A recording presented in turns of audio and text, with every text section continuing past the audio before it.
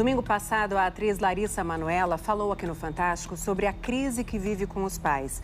Eles administravam a carreira da filha, mas desavenças levaram a um rompimento público.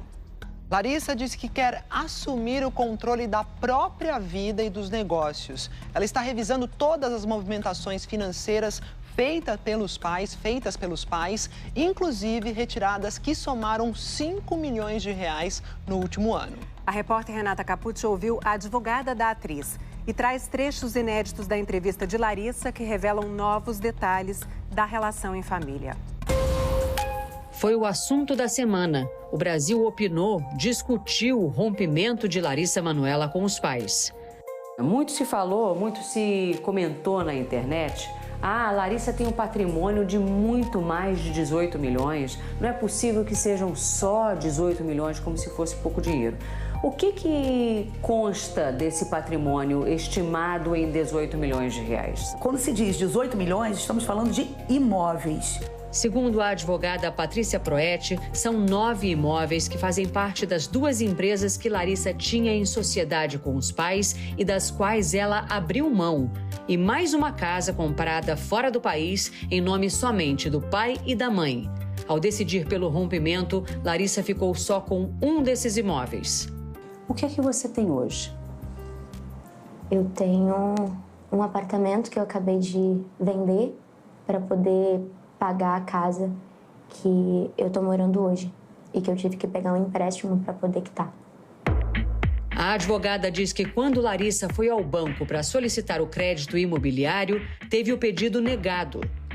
Porque ela não tinha movimentação bancária, não tinha histórico bancário que fosse capaz de suportar um crédito imobiliário.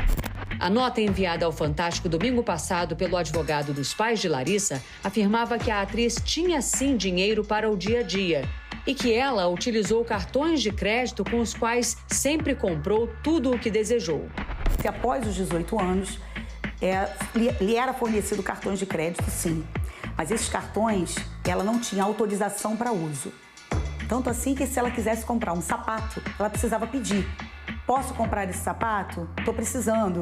E o pai, então, autorizava e dizia, inclusive, em qual cartão poderia comprar. Agora, ela tinha uma vida que era a vida que os pais forneciam para ela.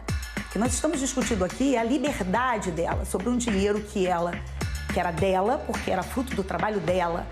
Tudo mudou no fim de fevereiro, quando Larissa assumiu o controle da Mimalissa Conteúdo Artístico Limitada, a empresa dela, até então administrada pelos pais. Quando ela toma posse da carreira dela, muitas coisas e muitas frentes se abriram imediatamente. E ela foi gigante. Nesse momento, ela nem parou para analisar o que havia ficado para trás.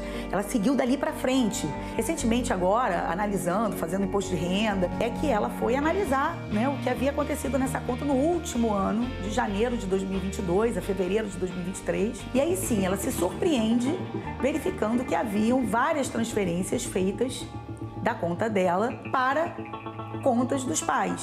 As quantias são diluídas, mas a soma é vultuosa, é uma soma superior a 5 milhões de reais. De acordo com os extratos da conta da empresa de Larissa, em junho do ano passado, há transferências de 1 milhão e de 500 mil reais. Em julho, as movimentações somaram quase 850 mil reais. Em agosto, uma transferência de 500 mil e em um dia só, mais 200 mil. E as transações seguem até os pais perderem acesso à conta em fevereiro. Até então, eles tinham o direito de fazer transações como administradores, direito esse previsto em contrato que ela assinou. Vocês sabem de que maneira esse dinheiro que saiu da conta da Mimalissa durante um ano foi empregado? Nunca foi prestado contas, então não tem como saber. Segundo a advogada, ao assumir a empresa, Larissa constatou que alguns impostos não tinham sido pagos. Tinham 2 débitos de tributos, de dezembro e janeiro, e que ela imediatamente tratou de resolver.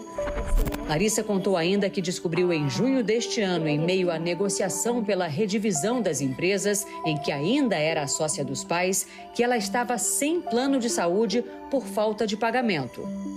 Você ficou quanto tempo sem plano de saúde? Eu fiquei 3 meses sem plano de saúde. Sem saber? Sem saber. Larissa afirmou ainda que também em junho foi impedida de entrar num dos imóveis da família na zona oeste do Rio de Janeiro.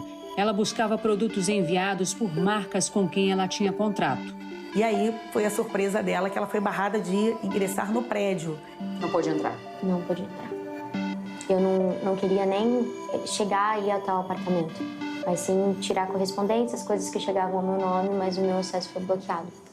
A nota do advogado dos pais de Larissa, enviada domingo passado, afirmava que ela se recusa veementemente a conversar com a mãe e sequer responde às mensagens do pai. Eu tive muitas conversas, muitas tentativas, porque a gente está falando dos meus pais, dos 2 pilares, eu sou filha única. E é uma dor muito grande falar sobre isso. Eu tentei poupar e sofri calada. Em entrevista esta semana ao jornal Folha de São Paulo, Silvana Taques, a mãe de Larissa, disse que está triste e preocupada com a filha, que nunca quis prejudicá-la e que não concorda com o relacionamento da filha com André Luiz Frambar. Larissa havia falado sobre o controle excessivo da mãe em mais este trecho inédito da entrevista exclusiva que deu ao Fantástico. Eu sentia que era muito fácil colocar a culpa em quem estava comigo. E conforme eu fui crescendo, ela foi vendo que talvez ela não ia conseguir proteger para sempre. Sobre gravações de conversas exibidas pelo Fantástico. Para você, eu só vou ser filho.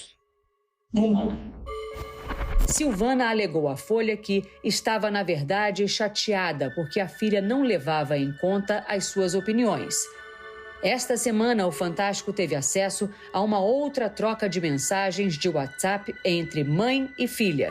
O contexto: 24 de dezembro de 2022. Os pais de Larissa haviam sido convidados a passar um Natal na casa dos pais de André, o noivo da atriz. Os pais não aceitaram.